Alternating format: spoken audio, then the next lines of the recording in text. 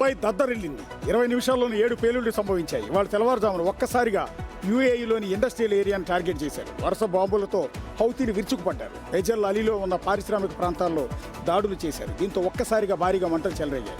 పేలుళ్ల శబ్దంతో ఒక్కసారిగా భయాందోళనకు గురయ్యారు జనాలంతా.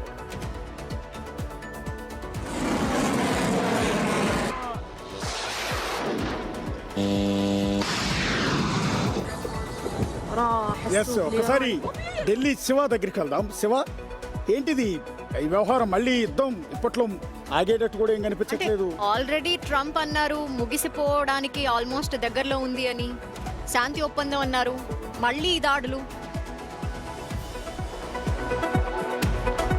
అంటే ప్రధానంగా ఇప్పుడు దాడి జరిగింది అనేది బాంబుల వల్ల జరిగిందా, లేకపోతే అక్కడ ఇంధనం గిడ్డంగిలో ఇంధనం నిల్వ ఉంది దాంట్లో అవి పేలడం వల్ల జరిగిందా అనేది ఇంకా అధికారికంగా ధృవీకరించాల్సి ఉంది అనేది కూడా ప్రధానంగా చెప్తున్నారు. కానీ 20 నిమిషాల వ్యవధిలోనే 7 సార్లు దుబాయ్లోని ఒక పారిశ్రామిక కారిడార్లో ఈ బాంబు పేలుడు శబ్దం వినిపించడంతో అక్కడ ఉన్న వారంతా కూడా భయభ్రాంతులు గురయ్యారు. 2 వ్యక్తులు ఆ వీడియోను చిత్రీకరించిన ఇద్దరు వ్యక్తులను కూడా పోలీసులు అక్కడ ఉన్నవారు అధికారులు అదుపులో తీసుకున్నారు.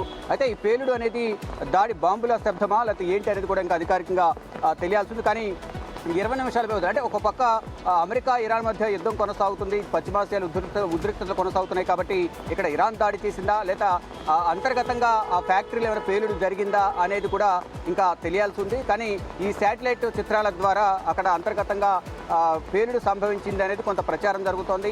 అంటే కొన్ని వర్గాలు రకరకాలుగా చెప్తున్నారు. అంటే అంతర్గతంగా అక్కడున్న గిడ్డంగిలో నిల్వ ఉన్న ఇంధనం వల్ల పేలుడు జరిగిందని మరికొంతమంది అంటుంటే, అంతర్గతంగానే ఏదో జరిగింది పేలుడు జరిగిందని మరికొన్ని వర్గాలు చెప్తున్నాయి. కానీ అధికారికంగా తెలియాల్సి ఉంది. కానీ ఇప్పుడు ప్రజెంట్ సిచ్యువేషన్లో అమెరికా ఇరాన్ మధ్య దాడులు ప్రతిదాడులు కొనసాగుతున్నాయి. కాబట్టి ఇక్కడ ఇరాన్ ఏమైనా దాడి చేస్తుందా పశ్చిమాసియా దేశాలు అంటే అమెరికాకు అనుకూలంగా బట్ ఇరాన్ తను చేసిన దాడులన్నింటి కూడా అధికారికంగా మెన్షన్ చేస్తూ వచ్చింది, దీనికి మేమే బాధ్యత అని.